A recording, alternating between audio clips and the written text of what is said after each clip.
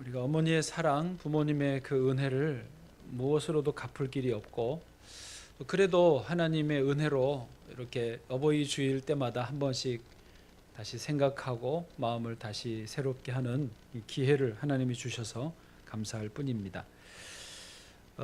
그런데요, 오늘 이제 바로 본론으로 좀 들어가면 첫 번째가 뭐냐면, 하나님은 우리가 부모를 공경할 때 우리의 이런 이 지금 잠깐 동안의 감정이나 기분에 따라서가 아니라 하나님의 명령을 따라서 부모를 공경하라라고 하셨다는 것이죠. 본문 신명기 5장 16절의 상반절을 앞부분을 보면, 너는 너의 하나님 여호와께서 명령한 대로 내 부모를 공경하라라고 하셨습니다. 다시 말하면 우리가 감정에 따라서 부모를 공경하고 기분에 따라서 부모에게 효도하고 혹은 뭐 그러지 않고 치워버리라 이런 게 아니라, 하나님 명령에 따라서 계명에 따라서 항상 부모를 공경해야 된다라고 우리에게 말씀하셨다는 것이죠. 이것을 우리가 먼저 기억해야 되겠습니다. 좀 분위기를 바꿔서, 영국에 축구하고 있는 손흥민 선수가 우리에게 다 기쁨을 주고 있습니다. 여러분도 그러신가요? 제가 가끔이 아니라 저도 가끔 찾아보지만, 저 아는 목사님도 보니까 그걸 찾아보고 있더라고요. 그래서 나만 그런 게 아니구나 확인했는데, 이 토트넘이 유럽 챔피언스 리그의 결승에 올라 있습니다. 얼마나 잘하는지요. 꼭 우승했으면 좋겠어요. 그런데 문제는 지난 5월 4일에 본모스라고 하는 축구팀하고 리그전 하다가 손흥민이 와락 상대 선수를 밀어붙여 가지고 바로 그 자리에서 주심한테 빨간 딱지 받고 퇴장을 당했어요. 후반 43분에. 사실 뭐 저는 그것만 봤는데 나중에 보니까 그 상대 선수가 계속해서 손흥민을 마크하면서 깐죽댔던 모양이에요. 괴롭히고 은근히 까고 막 은근히 치고 가고, 그게 이제 쌓이고 쌓이다가 43분에 터져가지고 밀어뜨려서 퇴장을 당했어요. 근데 더 놀라운 거는 영국 축구협회가 나중에 또 회의를 열어가지고 손흥민을 3경기 출장 정지를 내렸어요. 그날 퇴장으로도 부족해서 이런 행위는 용납하면 안 된다, 3경기를 출전 못하게 만들어 놓은 거예요. 너무 가혹하다, 너무 억울하다. 토트넘 팬들도 감독도 누구보다 손흥민도 억울해할 수 있습니다. 저도 좀 처음에는 약간 가혹한데 오반데 생각을 했는데, 잠깐 생각해보고는 생각을 고쳤습니다. 여러분, 축구 경기, 특히 그런데 프로축구 경기를 보면요, 굉장히 치열합니다. 얼마나 막 이 전쟁같이 덤비는지요. 태클에서 넘어뜨리는 거는 여반사고, 뭐 몸싸움하고 다치고 계속 그런 속에서 경기를 합니다. 그런데도 이게 우리가 아는 그 스포츠, 공정하고 게임대로 진행되는 스포츠가 되어지는 것은 이유가 뭐냐? 거기에 규정이 엄격하게 적용되기 때문에 그렇습니다. 심판이 뛰어다니고 양쪽에 부심들이 그 레일 위에 기차처럼 왔다 갔다 하면서 계속 카메라 그런 그처럼 계속 왔다 갔다 하면서 살피거든요. 그러면서 뭔가 잘못하는 사람에게 그 반칙을 선언하고 경고를 주고 퇴장도 시킬 수 있습니다. 그거 엄한 게 있기 때문에 그 축구가 스포츠로서 유지가 되는 거예요. 손흥민이 확 넘어뜨린 게, 상대 선수는 미안하지만 그 선을 안 넘은 거예요. 계속 깐죽댔지만 선을 안 넘었고, 손흥민은 그 화가 나서 한순간에 선을 넘어버린 거예요.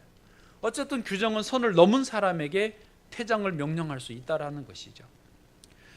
그런 스포츠이기 때문에 수백억 수천억을 오늘 받고 뛰고, 우리도 수많은 사람들이 보고 거기서 나름대로는 또 피곤을 푸는 것 아니겠습니까? 규칙이라고 하는 것은 바로 그런 효과가 있는 것입니다. 하나님은요, 우리에게 부모를 공경하라고 하는 것을 명령으로, 여호와께서 명령한 대로 내 부모를 공경하라고 말씀하신 것은, 이것이 우리에게 절대적으로 필요하고 우리의 안전에, 우리의 생명에, 우리 가정에, 자녀들에게 필요하기 때문에 엄하게 이렇게 명령을 내리신 것입니다. 애굽에서 노예로 살다가 출애굽에서 광야로 나온 이스라엘 백성들에게 그 숫자가 처음에요 장정만 60만 명, 어른, 아이, 여자들까지 다 합쳐서 약 200만 명이었습니다. 처음에는 일단 빠져나오기 바빴지만 광야에서 나그네처럼 여행자처럼 천막치고 사는데도 사건 사고들이 많이 발생했습니다. 그 일들을 정리해 줄 계명이 자기들도 필요했던 거예요. 그래서요 하나님은 우리를 사랑하셔서 부모를 공경하라는 명령을 주신 것입니다. 비록 우리가 구원받았고 자유와 해방을 받은 자유인이지만 그럴수록 우리에게는 계명이 필요한 것입니다. 실제로 이스라엘 백성들이요 계명 따라서가 아니라 감정 따라서 아무렇게나 자기 원하는 대로 잠깐 살아봤던 때가 있었습니다. 몇 사람도 그랬습니다. 예를 들어서 고라, 다단, 아비람이라는 이름을 굳이 기억할 필요는 없어요. 고라, 다단, 아비람 이름들이 딱 참 그렇잖아요. 고라, 다단, 아비람 이 사람들이 반역을 일으켜서 250명이 당을 이루었습니다. 그리고 지도자 모세를 반역하고 하나님을 반역하는 이런 반역을 일으켰는데 결과는 어떻게 됐느냐? 그들이 땅에 다 산채로 묻혀서 죽고 말았습니다. 또 이스라엘 백성이 이제 12명의 정탐꾼을 보냈는데 약속의 땅에 갔다 온 정탐꾼들이 하나님 약속의 말씀을 붙들지 않고 자기들 기분 내키는 대로 보고를 했어요. 그 땅은 좋은 땅이긴 하지만 우리는 못 들어간다라고 보고했다가 4-5개월이면 들어갈 수 있는 그 약속의 땅을 40년 동안에 걸쳐서 광야에서 뺑뺑이를 돌다가 그나마 기성세대는 다 죽고 다음 세대만 들어가게 됐습니다. 또 한 번은 이스라엘 남자들이요 정욕이 부릴 듯 일어나 가지고 모압 여인들하고 음행하는 사건들이 생겼습니다. 내 정욕대로 내 원하는 대로 살았어요. 그래서 결과는 뭐냐? 연병이 일어나서 24,000명이 죽었습니다. 여러분 너무 잘 아시겠지만 우리가 하나님 아버지를 모시고 산다면 하나님이 주신 계명을 알아야 되고 그 계명을 지키며 살아야 되는 것입니다. 성경 안에서요 계명을 많이 주셨는데 이것을 딱 2가지로 요약하면 아시죠? 하나님을 마음과 뜻과 힘과 정성을 다하여 사랑하라는 것이고, 두 번째는 이웃을 너 자신처럼 사랑하라는 것이었습니다. 10계명이 이제 2계명이 그렇고 10계명으로 늘어나면 앞에 4계명은 하나님 사랑으로 묶어지고 뒤에 6계명은 이웃 사랑으로 묶어집니다. 그 6계명 뒤에 이웃 사랑으로 묶어지는 6계명 중에 첫 번째로 나오는 게 오늘 본문 내 부모를 공경하라는 것이죠. 그렇게 놓고 치면은요 우리가 짚어야 될 게 뭐냐면 부모와 자녀와의 관계성, 내 부모와 나와의 관계성은 내가 사람 사이에 관계 맺는 모든 것의 기초가 됩니다. 쉽게 말해서 어릴 때 부모와 관계가 좋았던 사람은 건강하고 사랑을 충분히 받았고 지지와 격려를 받았던 사람들은 장성에서도 대체로 건강한 삶을 삽니다. 어려움이 있어도 시험이 있어도 잘 이겨냅니다. 그러나 조심스럽지만 어릴 때 부모에게 상처를 받고 자꾸 잔소리만 듣고 아픔이 있었던 사람들은 장성에서도 조금만 별거 아닌데도 쉽게 상처를 받고 쉽게 시험 들고 쉽게 건강한 삶을 못 사는 경우들이 제법 많다는 것입니다. 그래요. 부모님과 어려서의 이 관계성이 그렇게 인생에서 중요한 거예요. 그것처럼 부모와의 관계성이 내가 이제 사람들과 관계 맺는데 나도 원하지 않는데 계속 그 영향을 미쳐요. 좋은 영향을 미치든 안 좋은 영향을 미치든.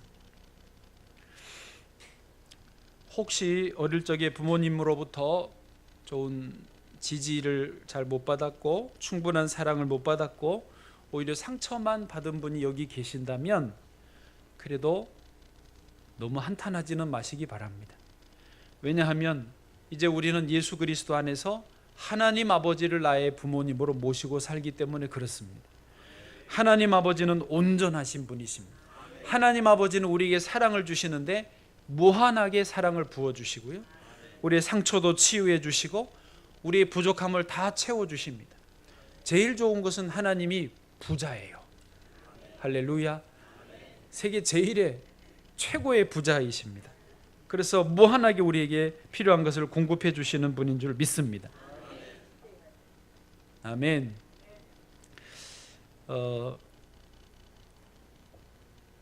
그래서요, 우리는 부모님을 공경하라는 이 말씀에 우리가 순종하기를 원하는데, 부모를 공경하라는 이 가르침은 요즘 시대에는 어디서 듣기가 어렵습니다. 집에서도 애들에게 부모 공경하라고 말하기가 참 멋쩍습니다. 왜냐하면 이 시대가 가정도 이제는 별로 중요하게 안 여기기 때문에, 심지어 부모는 고사하고 부모가 자녀를 잘 돌봐주는 것도 이제는 쉽지 않아요. 힘들어요. 그래서 귀찮아하고 아예 난 그냥 지낼래, 혼자 지낼래, 막 이렇게 분위기가, 이 시대가 그렇다 보니까 부모를 공경하라는 것을 가르쳐 주는 게 참 어렵습니다. 그런데 여러분, 우리가 오늘이니까 이런 말을 할 수 있죠. 또 내년 이맘때 할 수 있겠지요. 부모를 공경하는 것은 하나님의 진리의 말씀입니다. 시대의 분위기는요, 유행처럼 그냥 바뀌는 거예요. 넥타이 바뀌듯이. 이 와이셔츠 카라도 이것도 유행 따라 바뀌어요. 언제 넓어졌다가 좁아졌다가 또 이제 좁아졌으니까 넓어질 때가 올 거예요. 버리지 말고 두세요. 유행이 바뀌더라고요. 예. 그런 것처럼 시대의 정신, 시대의 분위기는 바뀌는 거예요. 그러나 부모를 공경하라는 하나님의 말씀은 진리입니다. 아무리 시대가 변하고 아무리 상황이 변하고 아무리 사람이 바뀌어도 변하지 않는 절대 가치가 하나님의 말씀, 진리인 것입니다. 부모를 공경하는 것은요, 진리입니다. 부모를 공경하라는 오늘 이 말씀의 히브리어 원 뜻은요, 내 부모를 두렵게 여기라, 부모를 중요하게 여기라, 부모를 비중 있게 생각하라는 뜻입니다. 다행인 것은 부모를 사랑하라고 하지는 않으셨다는 것입니다. 할렐루야. 왜 제가 할렐루야를 하냐면, 저는 저 스스로 양심에 좀 부담이 있었어요. 저희 어머니가 이제 계시는데, 어머니가 저에게 해주신 거에 비해서 저는 어머니에게 너무 못하는 거예요. 더 어머니를 사랑하고 어머니를 더 챙기고 싶은데 그러지 못한 저가 좀 부끄럽더라고요. 제 스스로 내가 이것밖에 안 되나 한심스럽더라고요. 그런데 최근에 다시 이렇게 보니까 성경 어디에도 부모를 사랑하라고 하시지 않았어. 할렐루야. 다만 부모를 공경하라고만 하셨어요. 네, 다시 공경하라는 말이 뭐다고요? 부모를 두렵게 여겨라, 중요하게 여겨라, 비중 있게 생각해라. 그러니까 부모를 공경하라는 말은 하나님을 공경하라, 부모님을 경외하라, 하나님 경외하라, 같은 의미로 쓰였습니다. 하나님 경외하듯이 그렇게 부모님을 경외하면 그것으로 충분하다는 거예요. 사실 부모님은요, 자녀를 위해서 다 주시잖아요. 그렇지 않습니까? 뭐 아낌없이 다 주십니다. 그리고 또 줄 게 없나 하면서 찾습니다. 그렇게 자녀에게 쏟아부어 주면서 부모는 기뻐하시죠. 그러나 자녀들은 부모님에게 다 주지 못합니다.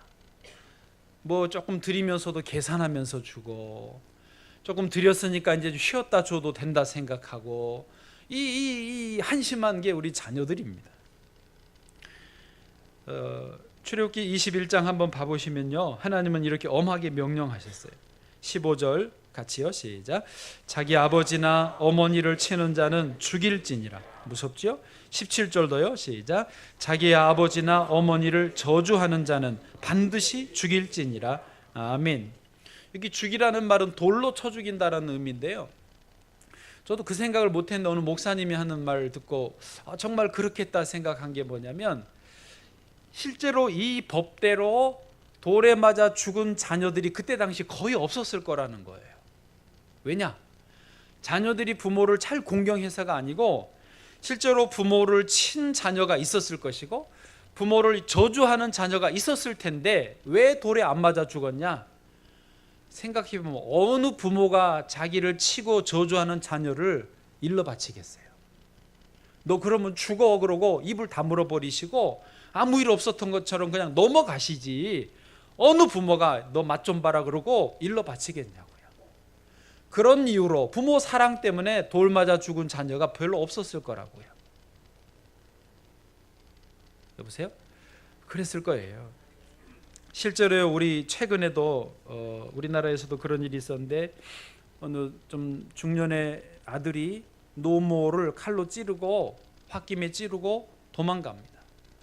근데 거기에 이제 손녀딸이 같이 지켜보고 있었는데, 보니까 할머니가 칼 맞아 피 흘려 죽어가면서 도망가는 아들에게 야야 너 옷 갈아입고 가. 자기 찌르면서 피 튀어가지고 그 피 묻은 채로 도망가면 안 되니까 너 옷 갈아입고 가라고 죽어가면서 그렇게 말을 하더라는 거예요. 또 비슷한 사례로 어떤 어머니는 아들하고 옥신각신 싸우다가 아들이 이제 어머니를 이렇게 좀 쓰러뜨려 가지고 죽게 했어요. 그리고 아들이 도망가 버렸어요. 어머니가 거의 의식이 끊어지려고 할 때 죽어가는데 누워서 보니까 아들 손톱이 자기하고 옥신각신하다 떨어진 게 눈앞에 보이니까 그 손톱을 입에 넣고 삼켜버린 거예요. 왜? 이게 증거 나오면 아들이 잡힐까 봐 먹어버린 거죠.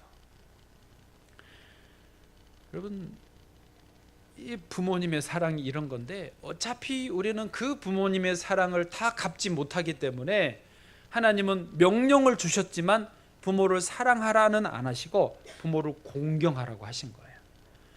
여러분, 저와 여러분이 오늘 이렇게 어버이 주일이라고 잠깐 이러다가 말지 말고 하나님의 명령이다라고 생각하고 어떤 상황에서도 부모님을 공경하기를 원합니다.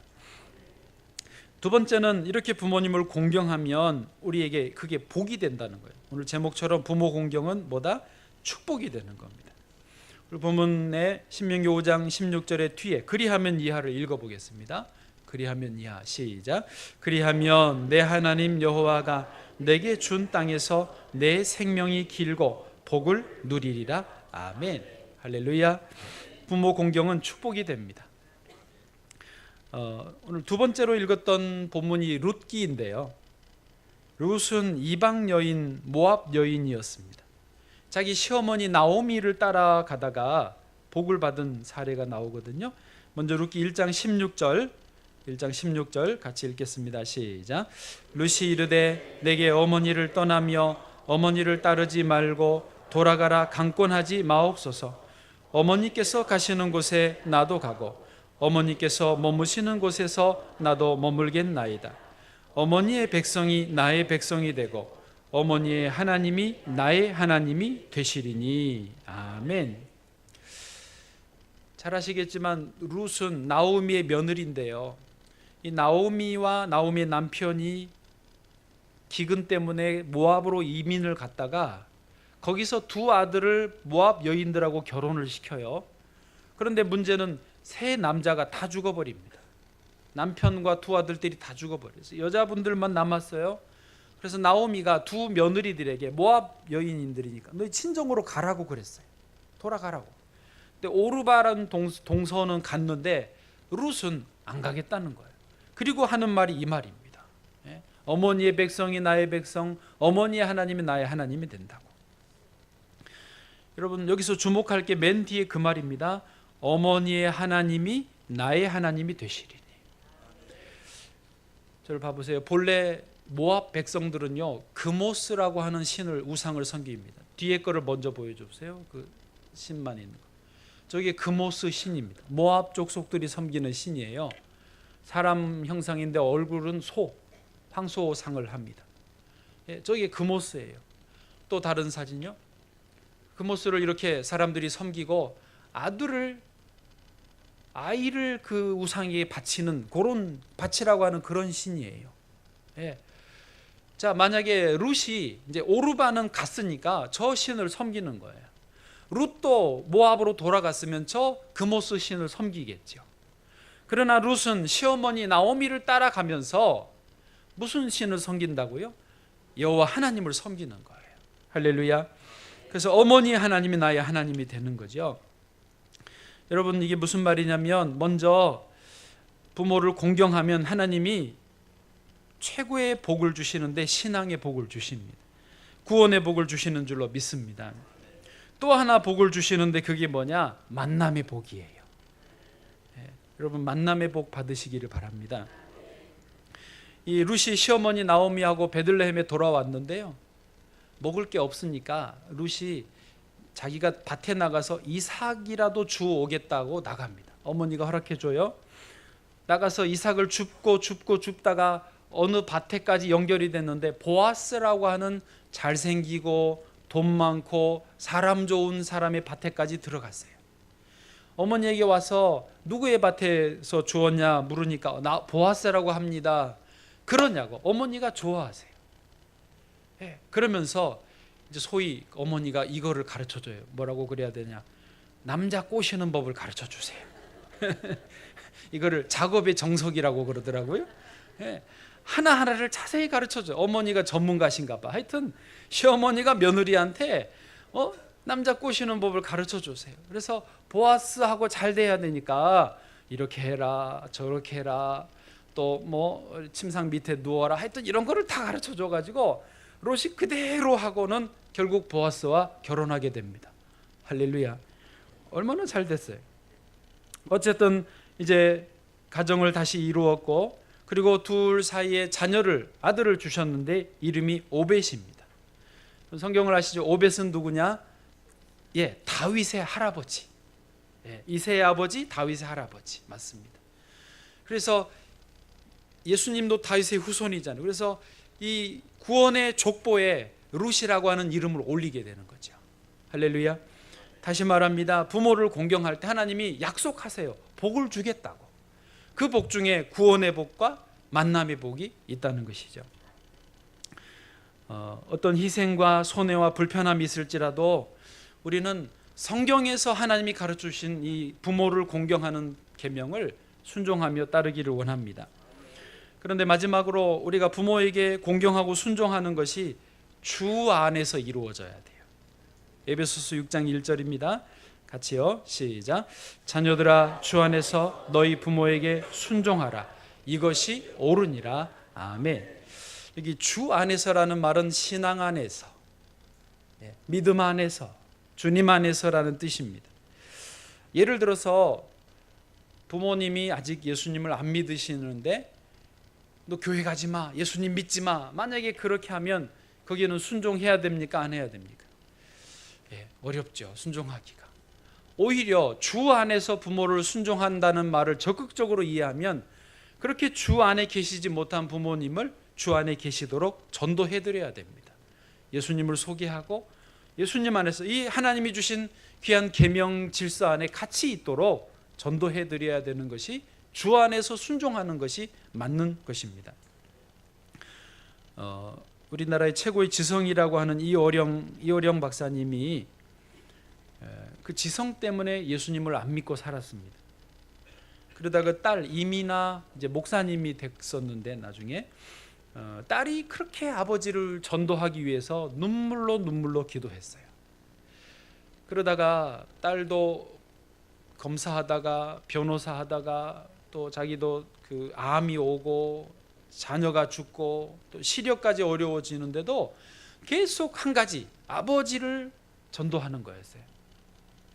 그러다가 정말 기적적으로 이어령 박사님이 그 지성에서 영성으로 책도 썼지만 예수님을 믿게 됩니다. 그리고 나중에 온누리교회 하용조 목사님께 세례도 받거든요. 그 세례 받는 날 이제 그 예수 믿게 됐다 그러니까 딸인 이미나 목사님이 편지를 써서 보냈어요. 세례 받는 날 그걸 읽었는데 따님이 보내온 편지가 온통 눈물이에요. 눈물. 얼마나 그걸 위해서 기도했는지. 그래서 그 편지를 받고 아버지가 답장을 쓴 내용 일부가 있어서 좀 저도 다시 인용을 해드려 봅니다. 아버지의 편지입니다. 너의 편지 겨우 다 읽었다. 여기저기 편지글이 눈물로 번져 있더구나. 이국 땅에서 혼자 살아갈 때에도 너는 나에게 눈물을 보이지 않았다. 검사 생활을 그만두고 암과 투병을 할 때에도 그랬고, 변호사 생활을 접고 아이의 교육 문제로 단신으로 하와이로 떠났을 때에도 그랬다. 다 그런 것 그만두고 의사로부터 실명할 우려가 있다는 절망적인 선고를 받고 나서도 너는 울지 않았다. 어머니의 품에 안겨 나를 처음 바라보았던 최초의 그 미소, 그것을 너는 늘 지켜왔다. 그런데 너는 지금 모든 소망이 이루어졌다고 하면서 웬일로 그렇게 많이 울었느냐? 너의 마음을 몰라서 하는 소리가 아니다. 더구나 오늘은 너의 생일이고 우연히도 내가 세례를 받는 날이다. 너가 그렇게 기뻐하는 것을 보니 너에게 최고의 생일 선물을 준 것 같구나. 아니지, 너가 나에게 선물을 준 것이다.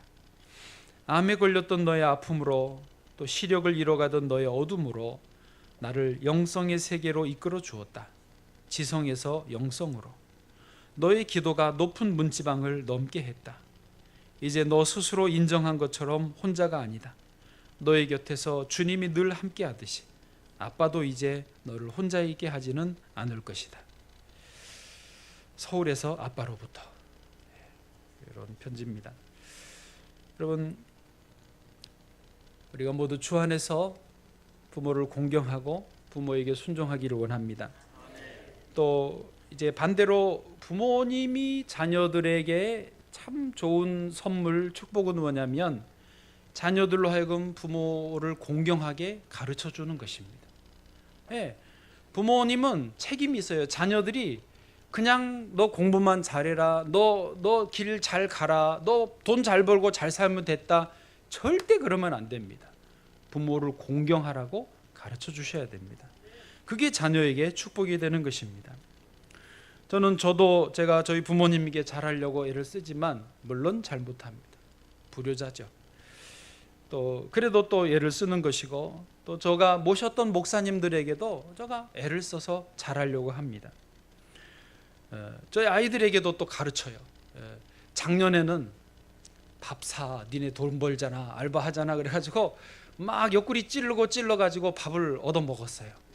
그랬더니 올해는 저도 이제 잊어버렸는데 자기들끼리 벌써 이야기해가지고 밥을 사주더라고요. 잘 먹었어요. 얼마나 기분이 좋던지. 물론 끝나고 제 돈도 나갔지만은 늘 밥 먹여주다가 한 번 밥 얻어 먹는 거, 그래도 기분 좋은 게 부모의 마음이에요. 그거라도 시키는 거죠. 저희 막내는 중국에 있는데 이번에 그 학교에서 시켜가지고 편지를 억지로 써서 보냈어요. 아니, 대놓고 이렇게 쓸 수가 있어요? 사랑하는 엄마 아빠께, 어머니 아버지, 또 어버이날이라고 이런 걸 다 쓰라네요. 저는 원래 이런 거 쓰는 거 안 좋아하는데 히히. 그러고는 뭐 이제 이 말 저 말을 써서 대충 페이지 채우고, 이런 어버이날이라고 굳이 오글거리게 표현 안 해도 다 알죠? 사랑해요. 이렇게 대충 채워서 보냈습니다. 근데 중요한 것은 이런 오글거리는 억지로 쓴 편지라도 받으면 부모는 기분이 좋은 거예요. 학교가 고맙고 선생님이 고맙고. 이게 부모와 자녀의 이런 참 이해할 수 없는 관계입니다. 그래서 하나님은 우리를 잘 아시기 때문에 자녀들에게 내 부모를 순종하라고, 공경하라고 명령하셨어요.